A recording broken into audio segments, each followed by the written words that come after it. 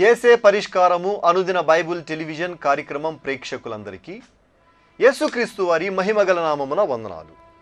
ప్రభువునందు ప్రియా దేవుని బిడ్డలారా, నేటి దినము బ్రదర్ కారుపాటి శ్యాన్సాగర్ గారి ద్వారా వచన ధ్యానములను రోమా పత్రిక నుండి ధ్యానము చేసుకుందాము. మీరందరూ బైబిల్తోనూ నోట్బుక్తోనూ సిద్ధపడి ఉంటే బ్రదర్ కారుపాటి శ్యాన్సాగర్ గారు ప్రార్థన చేసి ఈ దినపు వాక్య పరిచర్య. ప్రభువునందు ప్రియమైన దేవుని బిడ్డలారా, ఈ రాత్రి కాలపు వాక్య భాగం కొరకు సహకారం అందిస్తున్న కుటుంబం విశాఖపట్నం వాస్తవ్యులు మరియు శ్రీధర్ బాబు గారి బంధువులు చిరంజీవి గ్రేస్ సౌమ్య జన్మదినం సందర్భంగా తల్లిదండ్రులు పులి మార్కు రాజు సుమల్లిక గారు, తాత నాన్నమ్మ గారు పులి తిరుపతయ్య కస్తూరిబాయి గారు సహకారం అందిస్తున్నారు. గ్రేస్ సౌమ్య కొరకు ప్రార్థించండి. పులి మార్కురాజు సుమల్లిక గారులకు ప్రత్యేక కృతజ్ఞతలు. ప్రార్థన చేసుకుందాం. తలలు వంచండి. మమ్ములను మిక్కిలిగా ప్రేమిస్తున్న మా ప్రియ ప్రభువా, మీకు స్తుతులు స్తోత్రాలు. ఈ రాత్రికాలం మీ పాదాల చెంతకు వచ్చి మిమ్మల్ని స్తుతించి ప్రార్థిస్తున్నాం. విశ్వాసము ద్వారా నీతిమంతులముగా తీర్చబడుచున్నామని మీ లేఖనం ధ్యానిస్తుండగా మీ కృప మాకివ్వండి.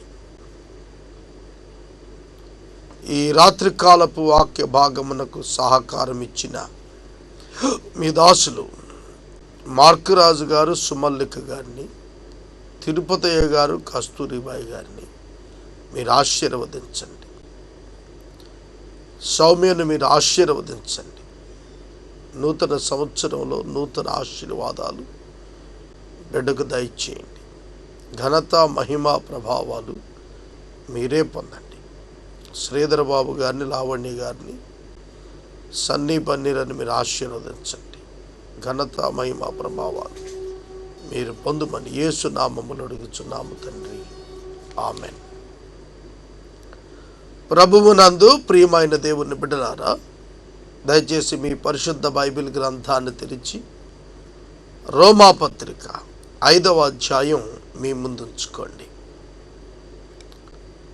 రోమా పత్రిక బైబిల్ గ్రంథంలో గుండె వంటిది.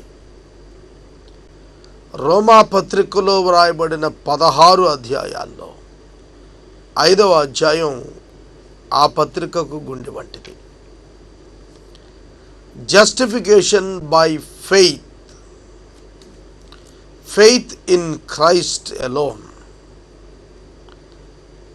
యేసుక్రీస్తు నామమునందలి విశ్వాసము మూలమున నీతిమంతులుగా తీర్చబడుట, ఎంచబడుట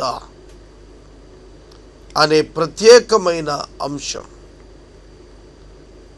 మనం ప్రతి క్రైస్తవుడు నేర్చుకోవాలి. ప్రపంచంలో అనేక మతాలు ఉన్నాయి. ప్రతి మతంలో విశేష ఆచారాలు, సిద్ధాంతాలు ఉన్నాయి.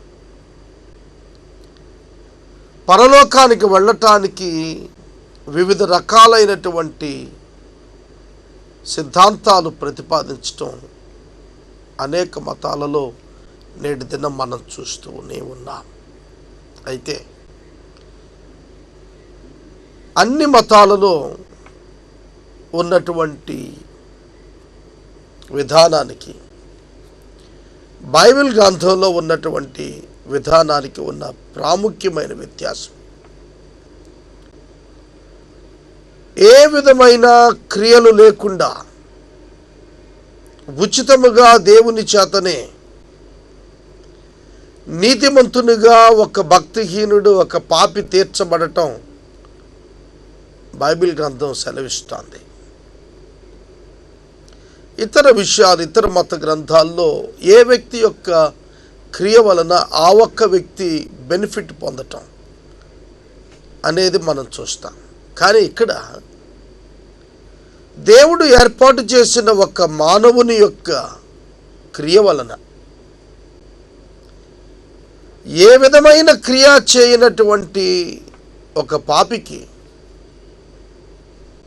శాంతిని, సమాధానాన్ని, దేవుని యొక్క ఆత్మను, దేవుని యొక్క ప్రేమను, దేవుని యొక్క నీతిని ఉచితంగా అందించటం, జస్టిఫికేషన్ బై ఫెయిత్. ఇది ఒక్క బైబిల్ గ్రంథంలోనే మనకు కనిపిస్తుంది. పాపులను నశింపచేయటం, పాపులను తీసివేయటం, పాపులను లేకుండా చేయటం అన్ని మతాల్లో కనిపిస్తే, పాపిని నీతిమంతునిగా తీర్చి పాపిలోని పాపాన్ని, పాపపు స్వభావాన్ని వెరగొట్టి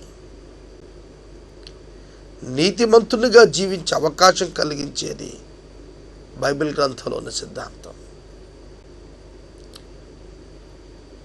సాధారణంగా చెడ్డవారు నశించాలని, మంచివాళ్ళు బాగుండాలని కోరతారు.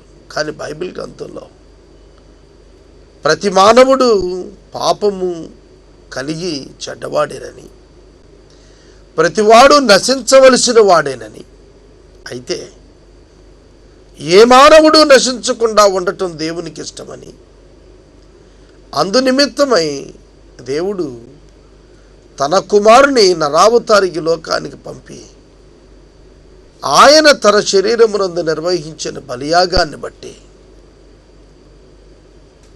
మానవులు ఉచితంగా పాప క్షమాపణ పొందటానికి దేవుడు ఏర్పాటు చేశాడు. అదే జస్టిఫికేషన్ బై ఫెయిత్.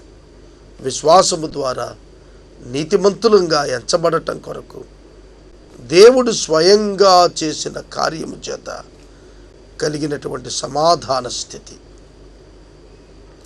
రోమాపత్రిక 5వ అధ్యాయం మొదటి 11 వచనాలు గనుక మనం చూచినట్లయితే,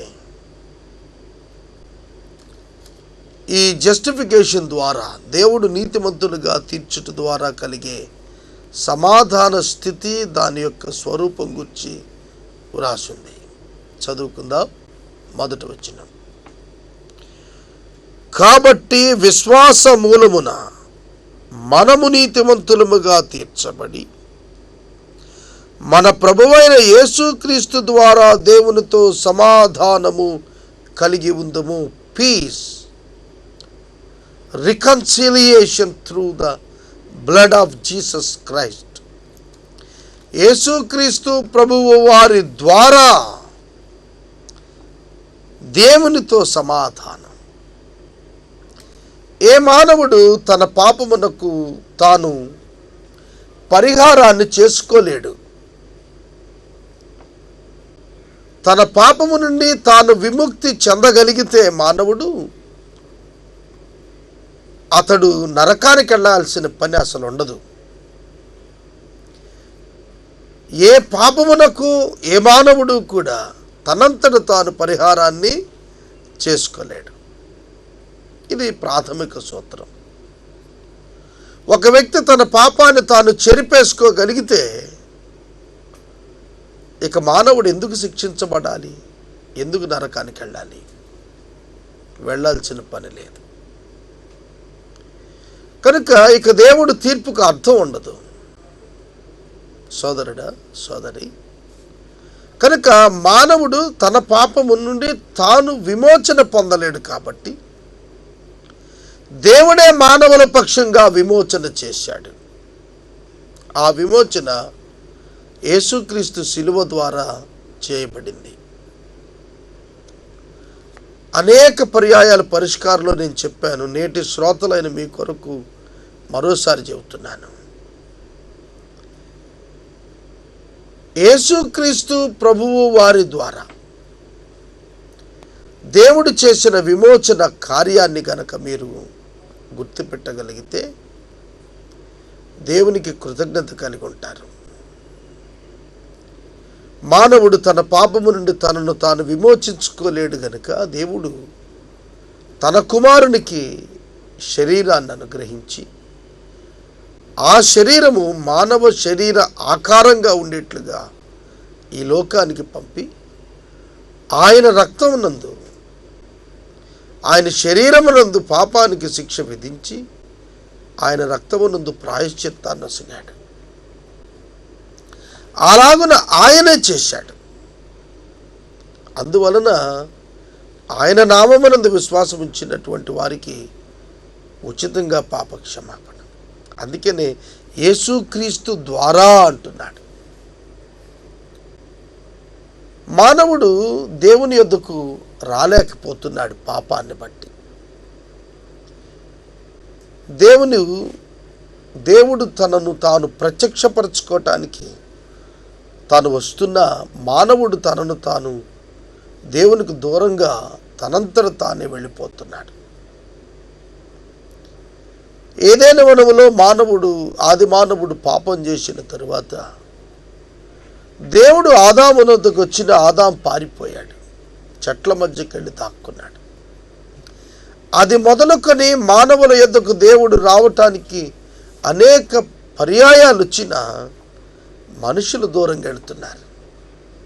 కాబట్టి తమంతట తాము దేవుని యొద్దకు రాలేకపోతున్నారు. కాబట్టి దేవుడే తన కుమారుని ఈ లోకానికి పంపి ఈ లోకములో ఆయనే పాపమునకు శిక్ష విధించి పాపము నుండి విశ్వాసం ఉంచిన వారిని విమోచించి తనతో సమీపస్తులుగా చేయటానికి ఆయన ఇష్టపడ్డాడు. రికన్సిలియేట్ చేశాడు, సమన్వయపరిచాడు. మనుషులను దేవునితో సమన్వయపరిచాడు, సమాధానపరిచాడు. ఇది దేవుడు చేసిన కార్యం. సిలువలో జరిగినటువంటి కార్యం చాలామంది అనుకుంటారు రోమా ప్రభుత్వం వారు శిక్ష విధించారు యేసయ్యకు అనుకుంటారు. ఈ భౌతికంగా కనిపిస్తున్న శిక్ష మాత్రమే కాక యేసు సిలువలో 4వ మాట పలికినప్పుడు మరి యొక్క శిక్ష ఆయన శరీరం మీదకి వచ్చిందనేది చాలామందికి తెలియదు. కొందరు బోధకులకు కూడా తెలియదు. యేసు సిలువలో పాపము చేసి మహిమ పోగొట్టుకున్న ఆదామును పోలిన వాడుగా మారినప్పుడు, దేవునితో సృష్టితో స్వయంగా సంబంధాలు కోల్పోయినప్పుడు, నా దేవా నా దేవా నా నేల చేయి విడిచితివి అని కేక పెట్టాడు. ఆ 4వ మాట ఆక్రందన కేకలో మనం గమనించినప్పుడు దేవుడు ఏం చేశారనగా సమస్త మానవ పాపమును ఆయన శరీరం మీద మోపారు. ఆయన శరీరం మీద మోపబడిన పాపానికి పరము నుండి ఆయనే శిక్షను పంపారు. ఈ విషయం రోమాపత్రిక 8వ అధ్యాయం 3వ వచనంలోను, విలాపవాక్యముల గ్రంథం 1వ అధ్యాయం 12వ వచనంలోను తేటగా వ్రాయబడ్డాయి. ఆ శిక్షకు పరిపూర్ణమైనటువంటి విడుదల పాపము నుండి వచ్చింది. యేసు ఒక్కడే పాపము యొక్క శిలువను భరించగలిగిన వాడు. ఎలయనగా ఆయన పరిశుద్ధుడు, పాపరహితుడు. పాపము ఎరుగని ఆయనను దేవుడు పాపముగా చేశాడు, పాపిగా చేయలేదు. యేసు పాపంగా మారాడు. యేసు శరీరం మీద పాపం మోపబడింది, శాపగ్రాహి అయ్యాడు ఆయన. కనుక పాపము మానవులను ఇక నరకానికి ఈడ్చుకొని పోకుండానట్లుగా దాని శక్తి అణించబడింది. పాపము వలన వచ్చు జీతం విలువబడింది.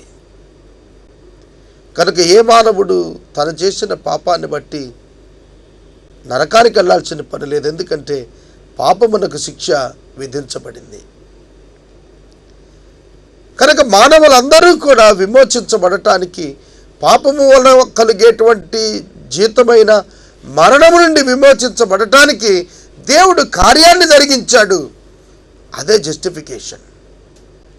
దేవుడు అది కృప ద్వారా ఉచితంగా మనకిస్తున్నాడు. కనుక ఇప్పుడు మనుషులు ఎవ్వరూ నరకానికి వెళ్ళక్కర్లేదు మానవుని యొక్క పాపాన్ని బట్టి. యేసుక్రీస్తు ప్రభు అనే రక్షకుణ్ణి దేవుడు వసిగాడు. ఒక రక్షణ వాడను ఆయన సిద్ధం చేశాడు. దానిలో ప్రవేశించిన వారికి నాశనం లేదు. ఆ రక్షణ వాడ ప్రభువే. కనుక యేసుక్రీస్తు లోనికి గనక వచ్చేస్తే ఏ శిక్షా విధి లేదు, మరణం లేనే లేదు, అగ్నిగుండం రానే రాదు. కనుక మీరు అర్థం చేసుకున్నట్లయితే ఇప్పుడు మనుషులు నరకానికి ఎందుకు వెళ్తున్నారు అనే ప్రశ్నకు జవాబు ఏమిటంటే పాపం చేస్తున్నందున అనేది కాదు. జవాబు కరెక్ట్ కాదు. అది యేసును తృణీకరించినందున, సువార్తను తృణీకరించినందున, మనుషులు రక్షణ పొందటాన్ని తృణీకరించినందున, విసర్జించినందున తమ పాపంలో ఉండి చనిపోతున్నారు తప్ప విమోచన పొందలేకపోతున్నారు. దేవుడు స్వయంగా విమోచన ఏర్పాటు చేశాడు. అదే పౌలు భక్తుడు రోమీలకు రాస్తున్నాడు, చదువుకుందా. మరియు ఆయన ద్వారా మనము విశ్వాసము వలన ఈ కృపయందు ప్రవేశం గలవారమై అందులో నిలిచి ఉండి దేవుని మహిమను గుర్చిన నిరీక్షణను బట్టి అతిశయపడుచు ఉన్నాము. కృపయందు ప్రవేశం గలవారమయ్యాం విశ్వాసం వలన. ఆయన యందల విశ్వాసము వలన మనము కృపలో ప్రవేశిస్తున్నాం. ఎంత గొప్ప కృప! మానవుని పాపము విస్తరించిన కొలది కృప మరి అక్కడ అధికంగా విస్తరిస్తుంది. ఒక వ్యక్తి తన చేతులు శుభ్రం చేసుకునే నీరున్నప్పుడు ఆ చేతులకు కలిగే మలినాన్ని బట్టి ఎన్నడూ భయపడడు. సోదరుడా, సోదరి, క్రీస్తు ప్రభువు నందలి మానవునకు రక్షణ భాగ్యం కృపచేత ఇవ్వబడింది. మానవునిలో పాపము యొక్క ప్రభావం శరీరం ఉన్నంత కాలం దాని ప్రభావం అది చూపినా నిత్య జీవాన్ని కృపచేత వాగ్దానం చేసిన ప్రభు ఆ కృపను బట్టి ఆయన క్షమాపణ ఇస్తున్నాడు. ఆయన ఒక తల్లి ఒక బిడ్డను శుభ్రం చేసినట్లుగా ప్రతి పాపిని ఆయన ఎదుకు వచ్చిన వారిని త్రోసివేయక కడిగేటువంటి కార్యక్రమం ఆయన పెట్టుకున్నాడు. Justification, sanctification, glorification. తానే నీతిమంతునిగా తీరుస్తాడు, తానే పరిశుద్ధుడిగా తీరుస్తాడు, తానే మహిమపరుస్తాడు. ఈ మూడు మాటలు గుర్తుపెట్టుకోండి. దేవుడే నీతిమంతునిగా తీరుస్తాడు, జస్టిఫికేషన్. దేవుడే పరిశుద్ధుడిగా తీరుస్తాడు, శాంక్టిఫికేషన్. దేవుడే మహిమపరుస్తాడు, గ్లోరిఫికేషన్. ఆయన ఏ మానవుని ప్రమేయం లేకుండా తన కుమారుని ద్వారా ఈ కార్యక్రమాన్ని ఏర్పాటు చేశాడు. అందుకే రక్షణ యెహోవాదే. కేవలం యేసును నమ్మటం ద్వారా ఆ గొప్ప రక్షణను నీవు పొందుకుంటావు. ఆ గొప్ప కృపలో విశ్వాసం ద్వారా నువ్వు ప్రవేశిస్తున్నావు. ఆ కృప ద్వారా నీవు రక్షించబడతావు. కృప విశ్వాసం ద్వారా అప్లై అవుతుంది. సోదరుడా, సోదరి, ఈ రాత్రి కాలం నీవు ఈ దేవుని గొప్ప మహిమను పొందటానికి ఇష్టపడుతున్నావా? ఆదాము పోగొట్టుకున్న దానికంటే యేసుక్రీస్తునందు మనకు అత్యధికంగా లభించింది దేవుని కృప. దేవుని కృప వలన మనం క్రీస్తునందు పొందుకున్నది నిత్య జీవం అత్యధికమని సమయంలో నేను మనవి చేస్తున్నాను. అంతేకాదు, శ్రమ ఓర్పును, ఓర్పు పరీక్షను, పరీక్ష నిరీక్షణను కలుగ చేయనని ఎరిగి శ్రమల యందును అతిశయపడుదుము. శ్రమల యందు అతిశయపడేటువంటి గొప్ప కృప విశ్వాసులకు అనుగ్రహించబడింది. శ్రమ ఓర్పుకు కారణం, ఓర్పు నిరీక్షణకు కారణం, నిరీక్షణ మహిమకు కారణమవుతుంది. విశ్వాసులు అందుకనే శ్రమను పడటానికి అంగీకరించువారుగా ఉంటారు. క్రీస్తు యేసునందు కలిగే శ్రమ, క్రీస్తు యేసు నిమిత్తం అనుభవించే శ్రమ గొప్ప మహిమకు కారణం కానుంది. అందుకే రోమీయులకు రాస్తూ పౌలు 10:17 అంటాడు, అల్పకాల శ్రమలు రానున్న మహిమ ఎదుట ఎన్నతగినవి కావని ఎరుగుదుమంటున్నాడు. ఈ నిరీక్షణ మనలను సిగ్గుపరచదు. మనకు అనుగ్రహించబడిన పరిశుద్ధాత్మ ద్వారా దేవుని ప్రేమ మన హృదయములలో కృమ్మరింపబడి ఉన్నది. దేవుని ప్రేమ కృమ్మరింపబడింది. దేని ద్వారా? పరిశుద్ధాత్మ ద్వారా. పరిశుద్ధాత్ముడు ఎక్కడవాడు? దేవుని చేతనే అనుగ్రహించబడ్డాడు. ఇది కూడా జస్టిఫికేషన్ ఫలితమే. ఉచితంగా దేవుడు విశ్వాసిగా ఉన్న వారిని నీతిమంతులుగా తీర్చినప్పుడే తన ఆత్మను వారికి ఇస్తున్నాడు. దేవుడు తన కార్యాన్ని చేస్తున్నాడు. ఆ ఆత్మను మన యందు ఉంచడం ద్వారా, ఆ ఆత్మ ద్వారా దేవుని ప్రేమ మన యందు కృమ్మరించబడి ఉంది. దేవుని యొక్క ప్రేమ, అగాపే ప్రేమ విశ్వాసుల హృదయాల్లో కృమ్మరించబడింది. అందుకే విశ్వాసి తానేమై ఉన్నాడో దానిని బట్టి ప్రేమిస్తాడు. చూడండి, అది అతని విద్యుత్ ధర్మం, నైతిక స్థితి. విశ్వాసి యొక్క ఆధ్యాత్మిక స్థితి ఉన్నతమైన అగాపే ప్రేమ చేత నిర్మితమైనటువంటిది. అందుకే ప్రభువు ఎట్లా మనుషులను ప్రేమించాడు, విశ్వాసి కూడా అట్లాగే మనుషులను ప్రేమించగలుగుతాడు. ఏలయనగా మనమింకను బలహీనులమై ఉండగా క్రీస్తు యుక్త కాలమున భక్తిహీనుల కొరకు చనిపోయిను. నీతిమంతుని కొరకు సైతం ఒకడు చనిపోవుట అరుదు. మంచివాని కొరకు ఎవడైనా ఒకవేళ చనిపోవ తెగించును. అయితే దేవుడు మన ఎడల తన ప్రేమను వెల్లడిపరుచుచున్నాడు. అగాపే ప్రేమ ఎట్లాంటిదంటే అర్హులు కాని వారికి దొరికేటువంటి ప్రేమ. వారేమై ఉన్నారో దానిని బట్టి కాదు కానీ తానేమై ఉన్నాడో దానిని బట్టి ఇచ్చేటువంటి ప్రేమ. అయితే దేవుడు అని ఎందుకన్నాడు తెలుసా? నీతిమంతుని కొరకు, మంచివాని కొరకు ఎవరైనా చనిపోవచ్చు. అయితే దేవుడు అన్నప్పుడే అర్థమవుతుంది. భక్తిహీనుని కొరకు చనిపోవునట్లుగా తన కుమారుని పంపించాడు. పాపుల కొరకు చనిపోయేటట్లుగా తన కుమారుని పంపించాడు. శత్రువుల కొరకు చనిపోయేటట్లుగా తన కుమారుని పంపించాడు. యోహాను 1:4 మనము ప్రేమించితిమని కాదు, ఆయనే మనలను ప్రేమించి మన పాపములకు పరిహారముగా ఉండుటకు ఆయనను అనుగ్రహించెను. ఇందులో ప్రేమ ఉన్నది అని వ్రాయబడింది. ఇదంతా ఎందుకు చేస్తున్నాడు దేవుడు? ఎందుకు ఈ జస్టిఫికేషన్? అగాపే ప్రేమను బట్టి. తన యొక్క ప్రేమ బలవంతం చేసింది. పాపులను రక్షించటానికి ఆ దేవుని యొక్క ప్రేమ నరావతారికి లోకానికి వచ్చాడు. అయితే దేవుడు మన ఎడల తన ప్రేమను వెల్లడిపరుస్తున్నాడు. ఎట్లనగా మనమింకనూ పాపులమై ఉండగానే క్రీస్తు మన కొరకు చనిపోయాను. కాబట్టి క్రీస్తు రక్తము వలన ఇప్పుడు నీతిమంతులముగా తీర్చబడి మరింత నిశ్చయముగా క్రీస్తు ద్వారా ఉగ్రత నుండి రక్షింపబడుదుము. యేసు రక్తము ద్వారానే నీతిమంతులంగా తీర్చబడుతున్నాం. కాబట్టి యేసుక్రీస్తు ప్రభువు ద్వారానే దేవుని యొక్క ఉగ్రత నుండి తప్పించబడతాం.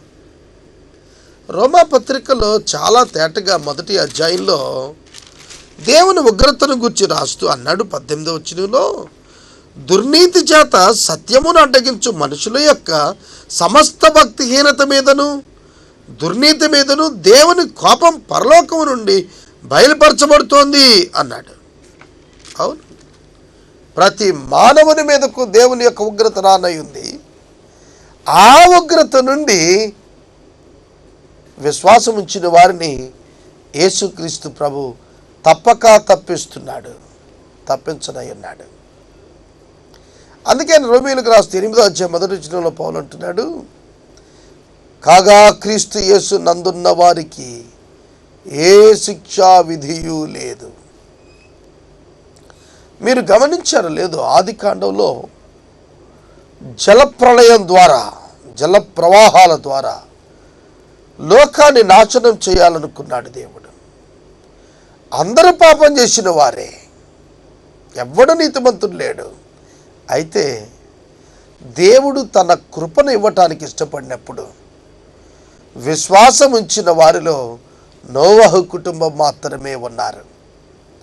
కనుక దేవుడు ఆ తరములో తన కృపను నోవహు కుటుంబానికి విశ్వాసం ఉంచినందునిచ్చాడు.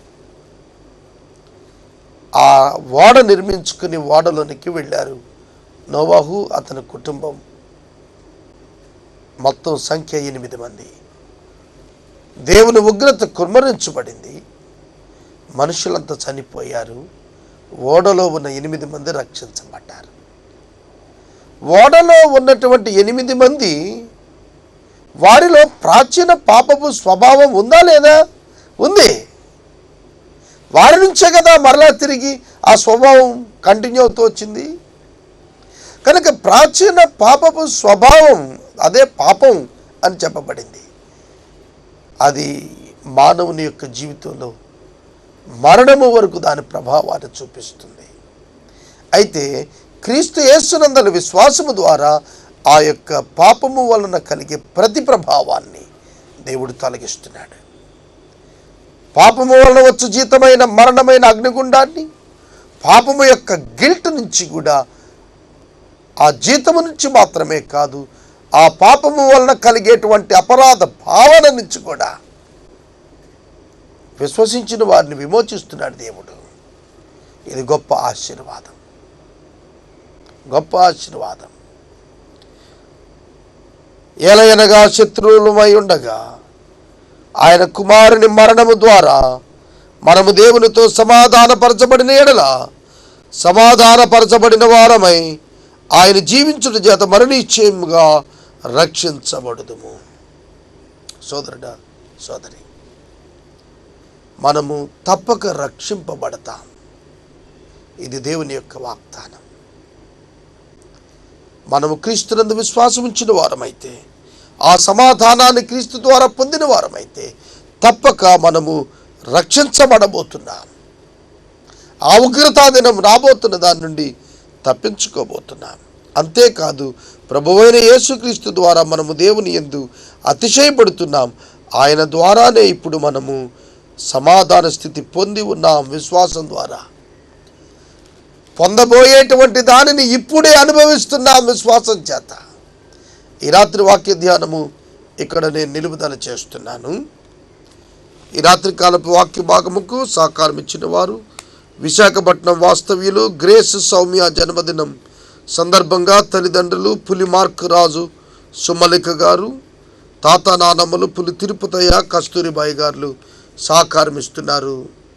గ్రేస్ సౌమ్యను దేవుడు దీవించినట్లు ప్రార్థించండి. ఎపిసోడ్ స్పాన్సర్స్ కావాలి. ఈ మాసం 15వ తారీఖు నుంచి నెలాఖరు వరకు స్పాన్సర్స్ ఎవ్వరు లేరు. దయచేసి ముందుకు రమ్మని మనవి చేస్తున్నాను.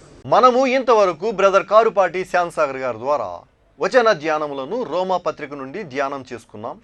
ఈ కార్యక్రమం ద్వారా మీరు పొందుకొనుచున్న ఆత్మీయ మేలులు ఒక ఉత్తరం ద్వారా మాకు తెలియచేయండి. మీ ప్రార్థనా మనవులు మాకు తెలియచేస్తే ఏసే పరిష్కారం కార్యాలయంలో ఏర్పాటు చేసిన ప్రత్యేక ప్రార్థనా శిబిరంలో మీ కొరకు ప్రార్థిస్తాం. మీ కుటుంబ పక్షముగా ఒక ఎపిసోడ్ ప్రసారం చేయాలనుకున్నారు మాకు తెలియచేస్తే మా సిబ్బంది మీ గృహాలను దర్శిస్తారు. ముగింపు ప్రార్థన ఆశీర్వాదాలతో ఈ కార్యక్రమాన్ని ముగించుకుందాం. ప్రార్థన చేసుకుందాం. దయచేసి తలలో వంచండి, ప్రార్థనలో ఏకీభవించండి. మమ్మలను మిక్కిలుగా ప్రేమిస్తున్న మా ప్రియ తండ్రి, మీకు వందనాలు. యేసుక్రీస్తు ప్రభువు ద్వారా ఉచితంగా పరలోకానికి వెళ్ళే మార్గాన్ని మాకు అనుగ్రహించారని సువార్త ద్వారా మేము నేర్చుకుంటున్నాం. ఈ రాత్రికాలం ఈ సువార్త విన్న వారందరూ యేసు ప్రభువు ద్వారా ఉచిత పాప క్షమాపణ ద్వారా కలిగేటువంటి సమాధానము, శాంతి, నిశ్చయత కలిగి ఉండుటకు అనేకుల హృదయాలు ఈ రాత్రికాలం తెరవమని, జన్మదినం జరుపుకొంచిన గ్రేస్ సౌమ్యను దీవించుమని, పులిమార్క్ రాజు గారు, సుమల్లిక గారు, పులి తిరుపతయ్య గారు, కస్తూరిబాయి గారిని దీవించుమని, నూతన ఎపిసోడ్ స్పాన్సర్స్ను అనుగ్రహించుమని యేసునామములు అడుగుచున్నాము తండ్రి, ఆమెన్. మన తండ్రి అయిన దేవుని ప్రేమ, కుమారుడైన యేసుక్రీస్తు వారి యొక్క కృప, పరిశుద్ధాత్మ దేవుని యొక్క అన్యోన్య సహవాసం సదాకాలం మనందరికీ తోడై ఉండును గాక, ఆమెన్.